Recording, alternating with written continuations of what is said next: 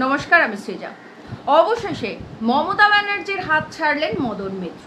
সে খবর তো আপনারা সকলেই জানেন, কারণ প্রতিটা নিউজ চ্যানেল সারাদিন দেখিয়ে যাচ্ছে যে আরও একাকী মমতা, আরও নিঃসঙ্গ মমতা। এবার আমাদের এই বাংলা সংবাদ মাধ্যমের একটা মজা আছে, সেটা হচ্ছে ওরা যখন যার টাকা খায় শুধু তার খবর দেখায়। তার উল্টো দিকেও যে একটা খবর থাকে এবং সেই খবরটাও যে একই রকমভাবে সত্যি, সেটা ওরা চেপে যায়, কারণ চেপে না গেলে ওদের মাসোহারা বন্ধ হয়ে যাবে। তাই তো যাই হোক, এই মুহূর্তে মদন মিত্র মমতা ব্যানার্জিকে ছেড়ে চলে যাচ্ছেন, এটাই সব থেকে হিট খবর বাংলার সংবাদ মাধ্যমে। এবং অবশ্যই হিট খবর, এ বিষয়ে কোনো দ্বিমত থাকতে পারে না, কারণ মমতা ব্যানার্জির হাত ছেড়ে দিচ্ছেন মদন মিত্র। এটা সত্যি সত্যি মমতা ব্যানার্জিকে একাকী, সত্যি সত্যি মমতা ব্যানার্জিকে নিঃসঙ্গ করে দেবে। তার কারণ হচ্ছে মমতা ব্যানার্জির সমস্ত যুদ্ধের সাক্ষী এই মদন মিত্র, এবং সেটা আজ থেকে না, আপনারা নিজেরাও জানেন মমতা ব্যানার্জি যখন যুব কংগ্রেস করতেন সেই তখন থেকে মদন মিত্র মমতা ব্যানার্জির ছায়া সঙ্গীর মতো। এমনকি এই যে সামনে 21শে জুলাই, যে 21শে জুলাই ঠিক এ রাজ্যে কটা হতে চলেছে আমরা সেটাই ভাবছি, যে ঠিক কটা 21শে জুলাই বা কটা শহীদ স্মরণ হবে। তো এই 21শে জুলাইয়ের যে ঘটনা, সেই ঘটনাটার সময়ও মদন মিত্র ছিলেন এই মমতা ব্যানার্জির পাশে।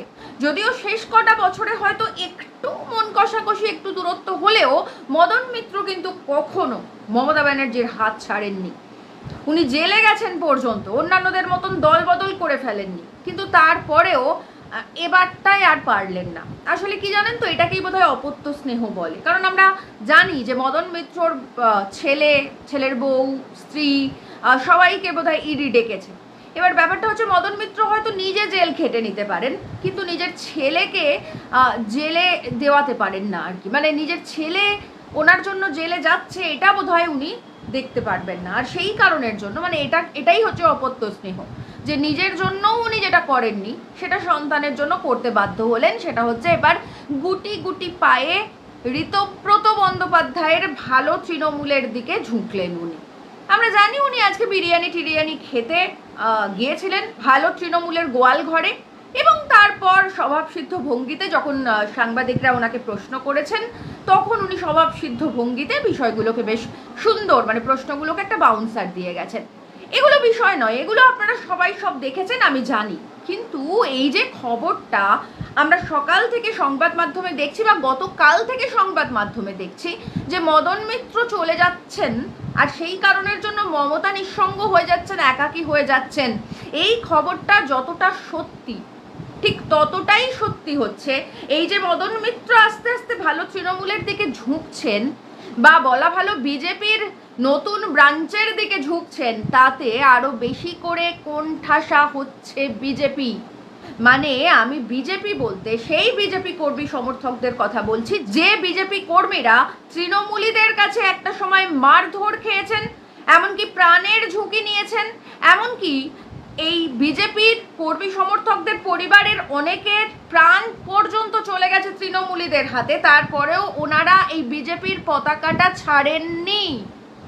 ওনারা বিজেপির পতাকাটা ধরে থেকেছেন এই একটা দিনের আশায় যে তাদের দল ক্ষমতায় আসবে, তাদের দল এ রাজ্যে সরকার গড়বে।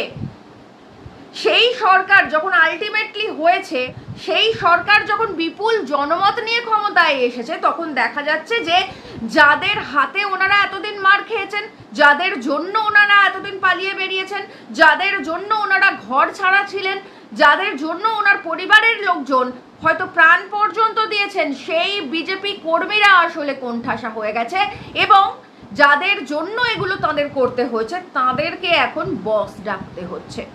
আমরা যদি রাজ্যসভার দিকে তাকাই, তাহলে দেখব যে প্রকাশচিক বড়াইত, যার বিরুদ্ধে সুকান্ত মজুমদার যখন এ রাজ্যের রাজ্য সভাপতি ছিলেন, তিনি এই প্রকাশচিক বড়াইতের নামে কি না বলেছেন।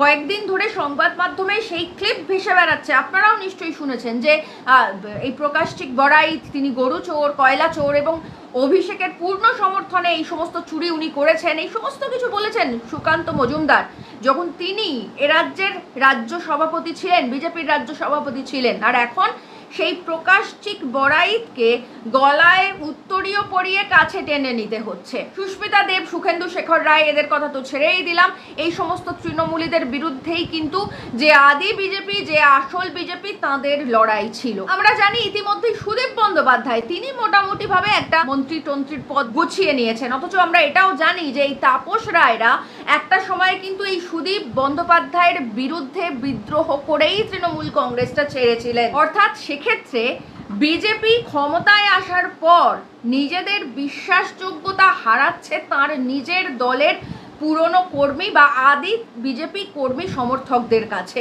আর এই সুযোগে তৃণমূলীরা কখনো ভালো তৃণমূলী হয়ে ঋতব্রতদের দলে, আর না হলে একেবারে সোজাসুজি বিজেপিতে গিয়ে যোগ দিচ্ছেন। এটা পুরনো যারা বিজেপি, যারা মারধর খেয়ে, বিশেষ করে 2021 সালের পরে তৃণমূল কংগ্রেসের কাছে মারধর খেয়ে বিজেপিটা করেছেন, তাদের কাছে যে এটা এই পরিস্থিতিটা সত্যিই যন্ত্রণার, এ বিষয়ে বলার অবকাশ থাকে না। এবং এই যে পরিস্থিতি তৈরি করছে বিজেপি একে একে প্রত্যেকটা তৃণমূলীকে দলে নিয়ে, তার জন্য কিন্তু মানে এই ঘটনাটা যে আজকে তারা ঘটাচ্ছে, এটার খেসারত কিন্তু আগামীতে এই বিজেপিকে দিতে হবে, সেটা বলাই বাহুল্য।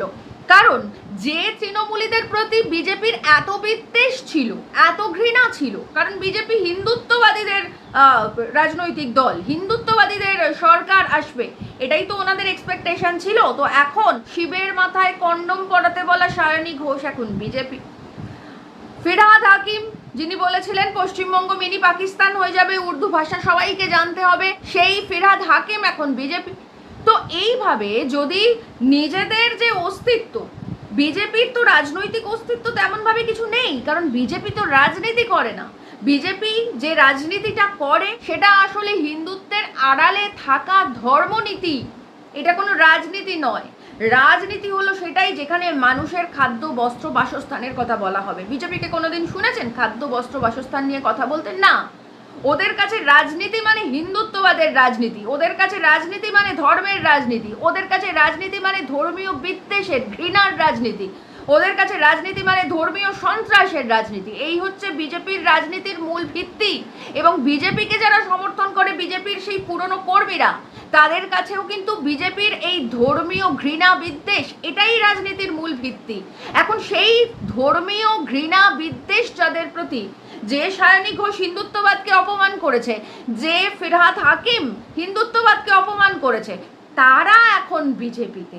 এবং যে সমস্ত তৃণমূলীকে রীতিমতন ইডি, সিবিআই জেল কাটিয়েছে, মানে আমি মদন মিত্রর কথাই বলছি যেহেতু সদ্য ঘটেছে, তো মদন মিত্র জেলে পর্যন্ত গেছে ইডি সিবিআই এর জন্য। তো সেই মদন মিত্র এখন ভালো তৃণমূলী, অর্থাৎ বাইপাস করে বিজেপি। এছাড়া আর বাকি কার নাম বলবো আর কার নাম বলবো না, ঋতব্রত বন্দ্যোপাধ্যায় থেকে চন্দ্রিমা ভট্টাচার্য, সকলেই এখন ভালো তৃণমূল, অর্থাৎ বাইপাস করে আসলে বিজেপি। তো এই যে ঘটনাটা ঘটছে, দিনের পর দিন ঘটছে, তাতে কিন্তু বিজেপির অন্দরে ইতিমধ্যেই ক্ষোভ দানা বাঁধছে, এটা বোঝাই যায়।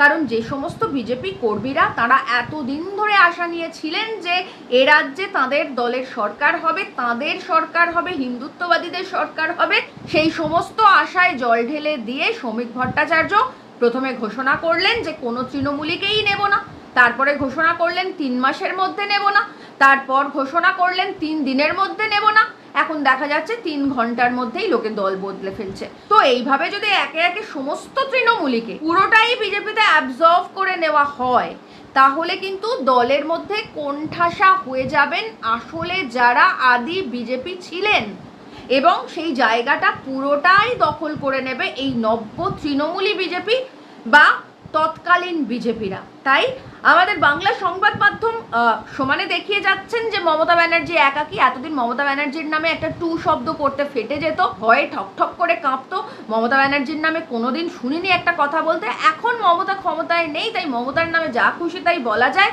এটাই আমাদের এখন বাংলার সংবাদ মাধ্যমের মূল ভিত্তি, এটাই আমাদের গণতন্ত্রের চতুর্থ স্তম্ভ, এটা ধরে নিতেই হবে। কিন্তু এই যে মোদিজির কিনে নেওয়া গণতন্ত্রের চতুর্থ স্তম্ভ যে খবর দেখাচ্ছে, সেই খবরের উল্টো পিঠের খবরটা এটাই যে মমতা যত একাকী হচ্ছে, যত তৃণমূল মমতাকে ছেড়ে দিচ্ছে, তত বেশি দলের মধ্যে কোণঠাসা হয়ে যাচ্ছেন আদি বিজেপিরা, যে বিজেপি কর্মীরা আসলেই দলটাকে ভালোবেসেছেন কোনো স্বার্থ ছাড়া, কোনো ধান্দাবাজি ছাড়া, এবং তাঁদের সরকার আসবে বলে এতদিন পর্যন্ত বুক ঠুকে বিজেপির পতাকাটা বয়ে নিয়ে চলেছেন।